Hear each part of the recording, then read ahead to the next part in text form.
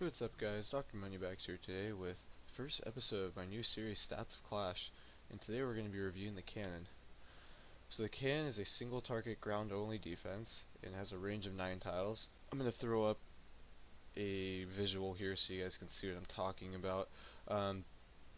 So the range of the cannon, how it works, is from this middle of the center tile, so the dead center of the cannon. It's gonna reach out to the ninth square, because its range is 9.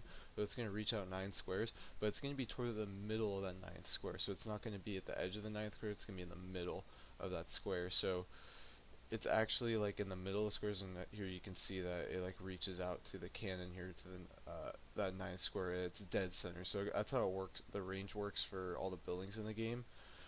Um, It also applies to some of the traps as well that have area of effect, well, area where they get triggered at a certain distance. So moving on, the cannon's attack speed is 0.8 seconds. So comparing that to the in-game stats of the cannon, that value is actually given to you in damage per second, which gives you your damage per time. That's a very common value they give in games. So what that means is, so let's say you have your damage of your cannon is 10 damage. If you were to multiply that by your attack speed, which is 0.8 for the cannon, you will get 8, and that will give you your damage per hit, which is a valuable information to know for when, let's say, you have a tier 1 unit attacking the cannon. You can calculate how many hits it's going to take for that level cannon to destroy your barbarian and that type of thing. So cannons can be very useful against those tier 1 units if they get into that 2-shot, 1-shot range where it just melts your troops and it can effectively take out your troops quickly. It's kind of interesting looking at the new Archer Tower now that the Archer Tower is shooting at double speed. So if a fully maxed out Archer Tower, which I believe it deals 99 damage, be dealing 49.5, so let's say 50 damage per attack.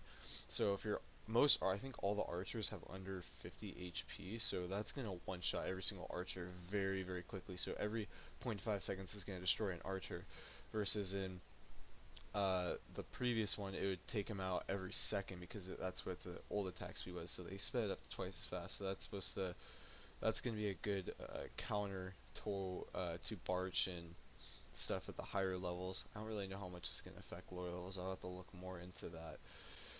Anyways, here is a breakdown of the DPS and damage and DPH, which is damage per second and damage per hit for the cannon across all the levels, so you guys can see it for your information. I don't know exactly. I rounded all these values, so I don't know exactly how the rounding's handled with the frame of the game. So I'm gonna have to look more into that to figure out how that works, and I'll have to make provisions later on if I need to, with if I find anything interesting with that, because I don't have game code, because I don't have access to that, and Supercell would not release that type of information. So I'm just working with what I see in the game and my knowledge of stats and how the game works.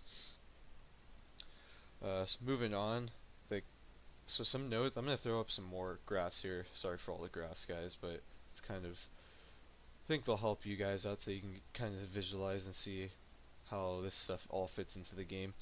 So here's some graphs of the upgrade costs and upgrade time to level, and the last one is your upgrade cost versus your upgrade time, which is, I think, is kind of a more interesting graph because it gives you an overall how much time it takes to cost. So if you wanted to upgrade a building, say you have 5 builders and you have to upgrade, let's say you have to upgrade your Teslas, because those are kind of a cheap upgrade and they take a while. So if you want to upgrade that versus upgrade an Archer Tower, which takes I think going to level 11 is I think it's 5 days, and upgrading that will take you a long time. Well, it's a short amount of time, and it's a 5 million gold upgrade. So if you're trying to manage your farming, and if you're busy, you may want to do 3 Teslas and an Archer Tower or something like that, so you can just balance out the farming and you can get all your builders busy. So that type of thing.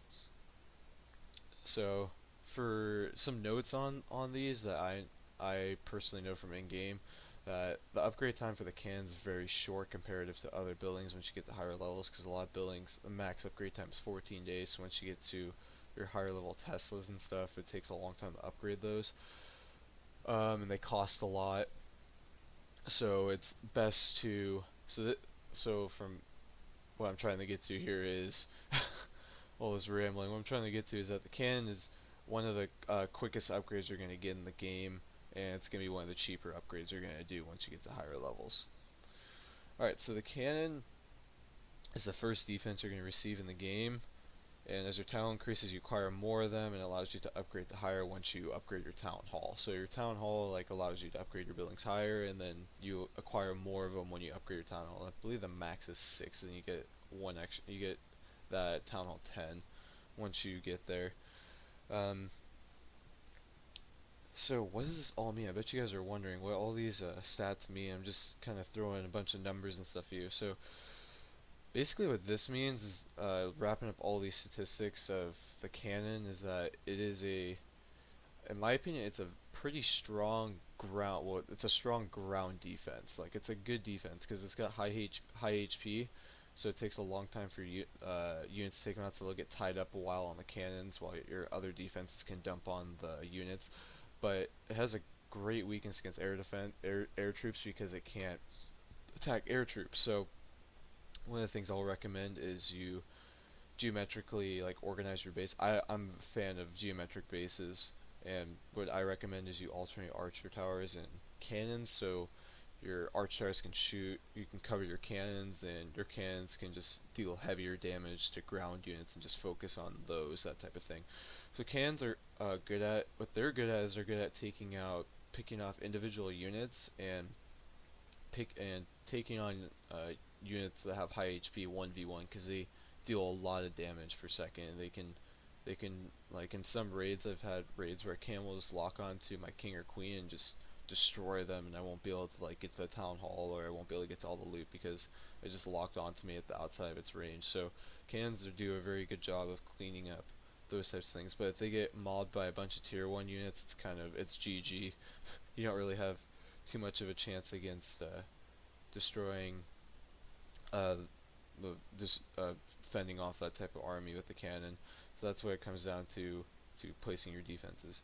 Alright, well, that pretty much wraps up this episode of Stats of Clash. If you guys liked the video, please leave a like rating, and don't forget to comment and subscribe. Take it easy.